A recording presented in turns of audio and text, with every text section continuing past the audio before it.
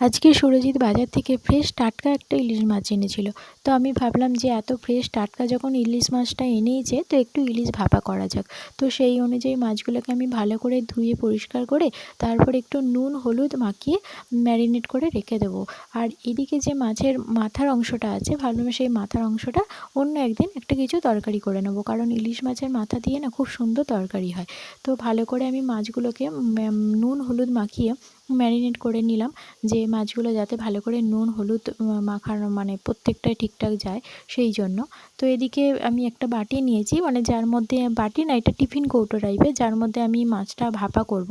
তো সেই স্টিলের বাটিটার মধ্যেই আমি একটুখানি সর্ষের তেল দিয়ে দিলাম, দিয়ে ভালো করে সর্ষের তেলটাকে আমি চাড়িয়ে নিলাম।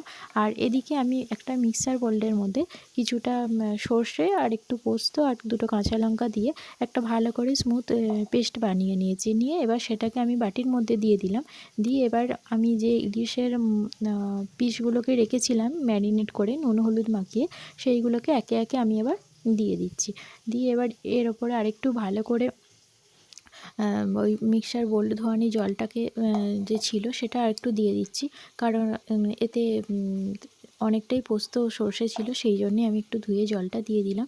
দিয়ে এবার ওপর থেকে আমি দুটো তিনটে মতো কাঁচা লঙ্কা চিড়ে দিয়ে দিলাম। যে যেমন ঝাল খেতে পছন্দ করো সেরকম অনুযায়ী দেবে।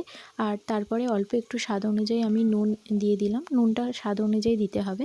তারপর ওপর থেকে আরও একটুখানি আমি সর্ষের তেল দিয়ে দিলাম, কারণ এই ভাপাটা সর্ষের তেলের ওপরেই কিন্তু খেতে টেস্টি হয়। ওপর থেকে সর্ষের তেলটা দিলে আরও বেশি সুন্দর হয় খেতে, আর স্মেলটা খুব সুন্দর আসে। দিয়ে ব্যাস আমার রেডি। এই রান্নাটা যেমন তাড়াতাড়ি হয়ে যায়, খেতেও খুবই সুস্বাদু হয়। আপনারা অবশ্যই ট্রাই করবেন।